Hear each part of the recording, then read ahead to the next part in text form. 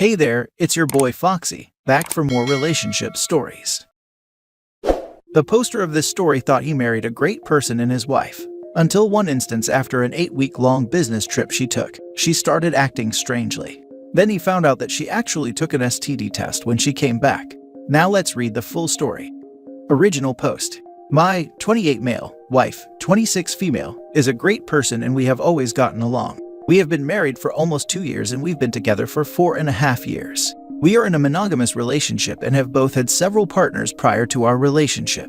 Every year, my wife goes on a long business trip, typically about 2 months. During this time, communication over phone and email can be difficult, contingent upon the technological issues where she works. She really enjoys her work during the business trips and usually comes home feeling fulfilled and excited about life. Normally when she comes home, she takes a day or two to rest and overcome the jet lag, 28-hour travel time, and 21-hour time difference. The following days, we tend to spend lots of time together, be intimate, dates, cuddling, catching up and so on, because she's been gone so long.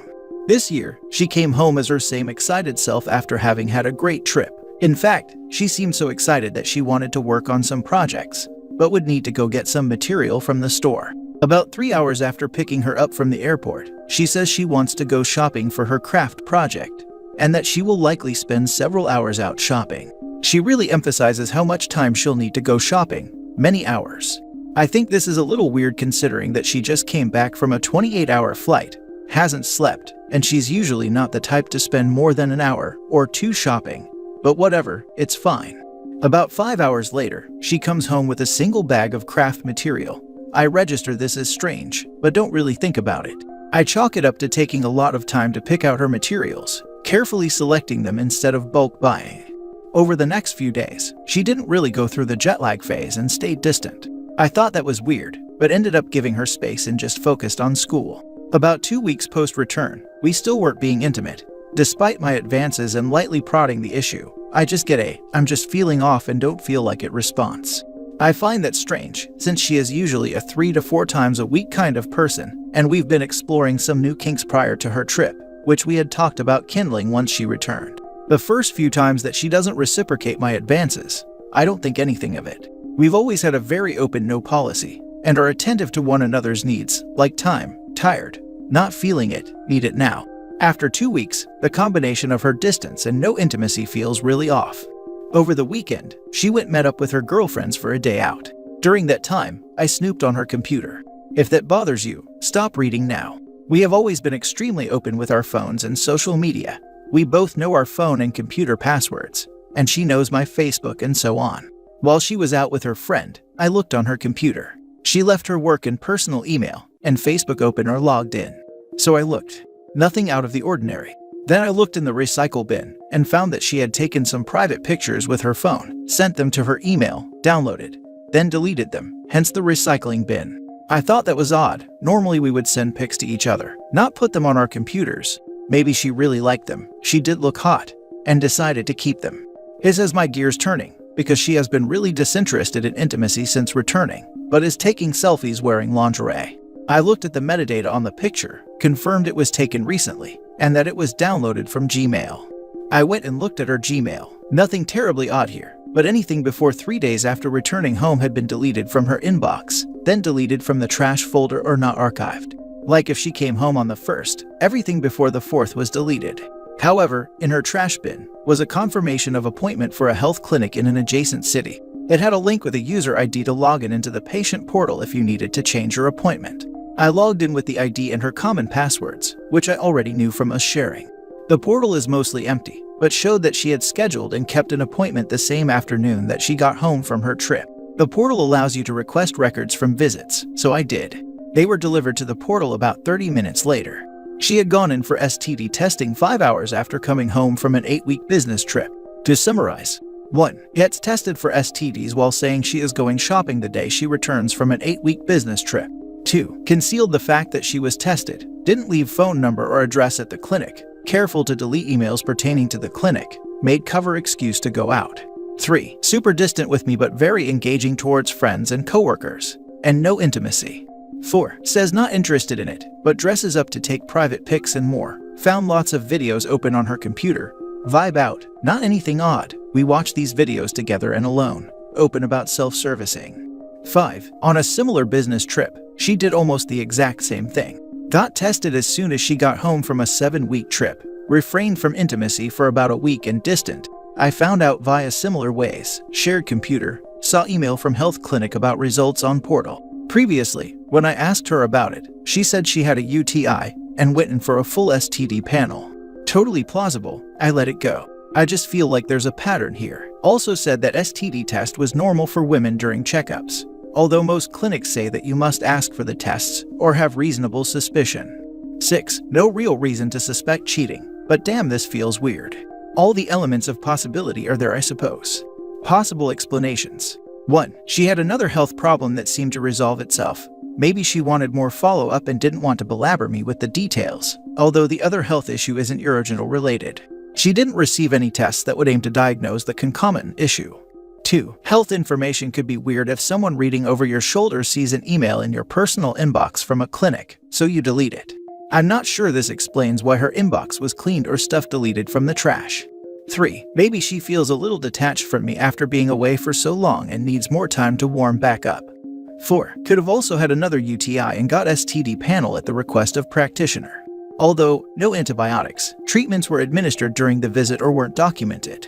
5. Maybe she thought I was cheating and got tested. Although 8 weeks later seems a little outside of the incubation period. The secrecy of the whole thing really bothers me. Any ideas on how to approach this topic with my wife or other possible explanations? Now for the top advice before reading the updates. She's totally cheating. This man is choosing to be blind. It's like somebody is slapping him nonstop with red flags, over and over and over again. Whilst laying bloody and battered on the floor, flag stripes all over his broken body, he keeps murmuring, "She did not cheat on me, no way." I'd print all the proof you need, confront her about it so that she can't lie. She's cheating OP. Yup, STD tests aren't routine during gyno checkups. You have to ask for it specifically, and if her portal only says appointment for STD panel, she isn't doing a routine health screening. Honey, I know about the STD checkup. That's how you approach this situation. Or I would like to talk about your recent doctor's appointment. At this point, there is absolutely no need to jump to conclusions. Don't spend a lot of time hashing over it, just go and speak to her. Do not listen to all these miserable people who will say you're blind, stupid, or foolish. None of that matters. What matters is getting it straight with this woman and getting back to your life. All wrong, dude. She cheated on you, plain and simple. She's probably been cheating on you for a while now, if multiple business trips have resulted in this. If you two are as open as you say you are, there's no reason for her to delete private pics she never sent to you, no reason to delete everything from up to 3 days prior, no reason to hide the test results from you, no reason to lie about having gotten the test in the first place, and no reason to be distant. Dude, you've made up explanations that simply don't fit. The simplest explanation is generally the correct one. She's cheating on you. Sure, I know it looks that way, which is why I'm asking for advice and possible alternatives here. I am hesitant to make any accusations without more empirical proof. I feel like most of what I'm saying here is largely circumstantial and I could be spinning a web from nothing. Just looking for some thoughtful insights, maybe from other women about how normative this is. All signs point to cheating man. Sorry, I cannot think of a viable alternative, and I'm generally a more logical person who doesn't jump to immediate conclusions. Good luck. I think it's best to just confront it for what it is, and either move on with counseling or divorce. Now for the multiple short updates. Update 1. Admitted to cheating on her trip. Says only once. Evidence suggests at least 2. Update 2. 3 confirmed in 1 trip. Digging in now. Update 3. Typical. It was a one-time thing responses. It was your fault responses. Confirmed at least 3 dudes during her last trip alone. Likely systemic serial cheater since we've been together. Refuses to admit anything outside this business trip, even though she had carbon copy behavior 2 years ago. Refuses to be honest. Claims she wasn't going to meet anyone on her current solo camping trip. I know otherwise. Keep catching her in lies. Filing papers now. Update 4. It's at least 4 now. 1 on her first trip 2 years ago, hence the STD test then. Mutual friend knew about it, kept it secret. This is days or a week after we got engaged. Now for the full update at D-Day plus 55. Hey folks, I'm at D-Day plus 55 and I wanted to share a little bit more of my story and just talk it out. It gets a bit lonely at night, and that's when my gears start cranking without the noise of the day to keep up distractions. So riding it out and clearing the air is perhaps cathartic. Wife and I have been married for 1.5 years, together for 4.5. We are both graduate students. I'm working towards my MD/PhD in genetics, and she is working towards her PhD in microbiology. No kids, few assets, not much debt. Here's the backstory if you'd like more information. Luckily, we study at different schools. I'm on the West Coast, where she was residing with me and working remotely, and she studies at my undergraduate institution in another state. When I found out and confronted her, she was on her way back to her school to do lab work and have committee meetings. So, our communications were largely conducted via text messaging and email. She was too much of a coward to speak to me on the phone. I suppose the discovery of infidelity in one's relationship is shocking and painful, and begins to pave an arduous road towards the penultimate reconciliation, or the parsing of community property. In my case, it's been the latter. It's not the intimacy that bothers me. I can understand those inclinations. I'm a biologist. Attraction, emotional investment, feeling wanted, the taboo of risk, adrenaline, those things make sense to me. What I could not understand is how my wife, someone I adore and respect immensely, could lie to her affair partners about who and what I am. It's like her inner monologue flowed freely to them, her true thoughts about me expressed vocally. That made me physically sick. I'm not a bad guy. I've always been there for my wife. We jived on every level, from toilet paper orientation to politics, humor, hobbies, and intimacy. It just doesn't make sense. During the post-mortem, I've often come to the realization that, as a partner on a two-way street, I could have always done more or achieved a stronger marriage. That's the sentimental part of my brain saying, look at all these missed opportunities for communication and growth. If you had really loved your wife, you would have figured it out and met her needs. That's a deadly game of roulette to play. The retrospective what if on infinite regression plays discordantly upon the soul. If the discovery of infidelity wasn't shocking enough, I also asked my wife to reconcile. She denied. I gave her a list of demands with 7 items. The header reads, the ground rules. If you choose not to comply, or I suspect that you have failed to comply with these rules, I will divorce you. Here is the abridged version of what I asked for. 1. You will allow me unfettered access to your phones, accounts, devices, and computers at any time without hesitation. 2. You will forfeit and show me all communications and materials of all extramarital relations that you've engaged in, no matter how minor or how insignificant you feel they were. 3. You will allow me to professionally recover data from your phone and other devices. If there is something that you haven't told me yet or haven't given me the full story, this would be a good time to do so. I extend you amnesty for other grievances notwithstanding lying. 4. You will contact all parties that you've engaged with, in any way, and explain that you were in a monogamous relationship, your husband knows, and that you messed up. You will apologize for misleading anyone about your relationship status, and you will contact their partners and explain what happened. 5. You will get tested for STDs and STIs every month for the next 6 months, including blood panels. This information will be made available to me at my request. 6. You will seek and engage in cognitive behavioral therapy until you have been treated for your dysmorphia, eating disorder, and have healthy managed your traumas. You and I will receive marriage counseling indefinitely or until we both feel that our problems have been resolved. We will both engage in communication coursework or reading. 7. Rules for opening the relationship. Maybe too controlling. Everything that I asked her for, I also offered to reciprocate where applicable. The first bloodletting was the discovery of the infidelity, and the mortal strike was her denying me safety in the relationship through dismissal of my needs. Once it was clear that she wasn't trying to reconcile, I was ready to burn it to the ground. I threatened to contact her partners, contact her affair partner's significant others, file professional misconduct complaints as one affair partner was her physician, contact her research board about misconduct, and contact her direct bosses, people whose image is jeopardized by her actions. She freaked out and suddenly became extremely receptive to what I was asking for. Begged me not to ruin her career, begged me not to tell anyone.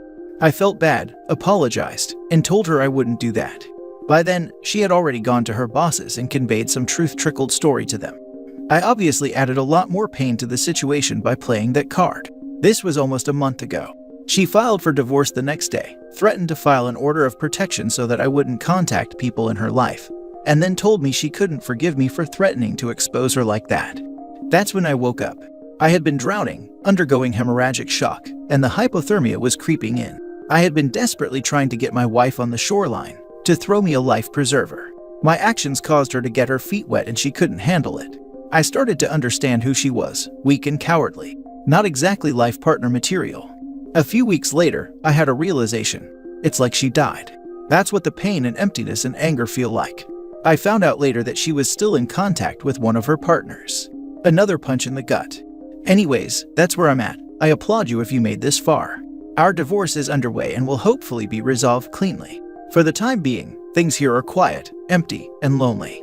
My schoolwork has suffered, and I'm thinking about taking some time off to process everything.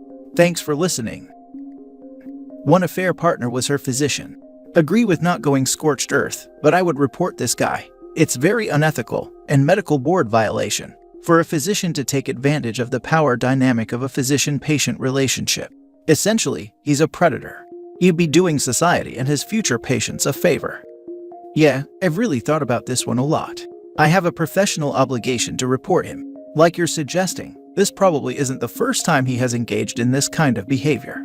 According to my wife, he made her verbally affirm that he was not her doctor. I'm not sure if he signed any medical documentation that would suggest he was involved with her care. However, she acknowledged that he was on her care team, and that he performed sonography to screen for internal bleeding, at one point commenting that my wife had acute uterus. The guy sounds like a scumbag. I'm not sure what third-party reporting would accomplish though. I suspect my wife and he would both deny the encounters. If he's ever filed an insurance claim for treating her, he's her doctor. Given the nature of how her healthcare works during her fieldwork, there is no insurance paperwork. She admitted via text to me that he was on her care team. That's how they met. She also admitted to me that he performed sonography on her. You should still expose her to everyone involved. She might be carrying diseases that she's spreading. You giving people a heads up that their husbands might be bringing home an STD from your wife is the moral thing to do. I've seen the STI or STD results. She is clean. But I see what you mean. There is a potential public health hazard, but that's something that everyone engaging in intimate activity has to bear. I applaud that you've had the restraint to not contact everyone she's seeing. It sounds like she's already moved on. It isn't fair, because it feels like she's won the divorce and relationship already. But she sounds like she's behaving like a single 26 female, instead of a married 26 female for a long time now. The quicker you bring yourself back into the mindset of being a single 28 male instead of a married 28 male, the better off you'll be. She has a head start. It isn't fair. I know, dude. It seems so unfair even reading this. Maybe I'm projecting my own life into your situation, but it killed me how unfair it was that my ex was able to basically walk away and have a bunch of relationships, while I was stuck alone and bitter. I felt ruined. But you bring up some good points. Y'all never had kids, seem to have kept your lives somewhat separate despite being married. In a few years, this one will be the immature woman you married in your 20s.